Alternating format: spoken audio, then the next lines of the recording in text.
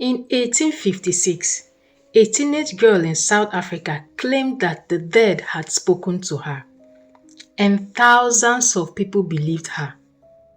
What happened next would become one of the darkest tragedies in South African history. Her name was Nongausi, and she was a young Xhosa girl living in what is now South Africa. One day, while she was near a river with another girl, Nongausi claimed that she encountered mysterious figures who told her something extraordinary. They said that the ancestors of the Xhosa people would return from the dead, but there was a condition. The Xhosa people had to destroy their cattle, burn their crops, and stop planting. If they did, the ancestors would return. The dead would rise, and the Europeans would be driven from their land. And then a new era of prosperity would begin. At first, the message sounded impossible.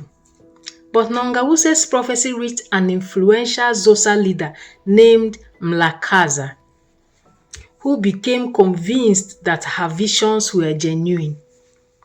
Soon, the message spread throughout the Xhosa communities, and then something terrifying began to happen. People started killing their cattle, not just few animals. Thousands upon thousands of cattle were slaughtered. Some families destroyed their food supplies and stopped planting crops because they believed that the ancestors would soon return and provide them with everything that they needed. But the promised day came. Guess what? Nothing happened. The ancestors did not return. The dead did not rise. The Europeans were not driven away, and there was no miraculous harvest.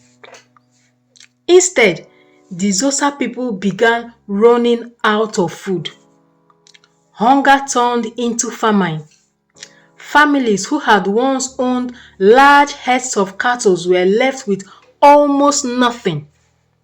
People became desperate. Some searched for roots and wild plants just to survive. Others left their homes looking for food. Diseases spread among weakened communities, and thousands of people died.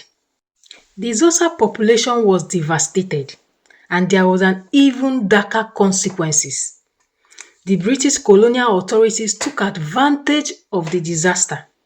With communities weakened by famine and internal division, colonial control over Xhosa territory expanded. Nongausi herself survived the catastrophe. She eventually surrendered herself to the British and was taken to live in Robben Island, where she remained there for many years. Imagine being a teenager whose prophecy convinced the entire society to destroy the very resources it depended on, only to watch the promised miracle never happen. The Nongausi cattle movement became one of the most devastating episodes in the South African history. Nongausi was just 15, by the way.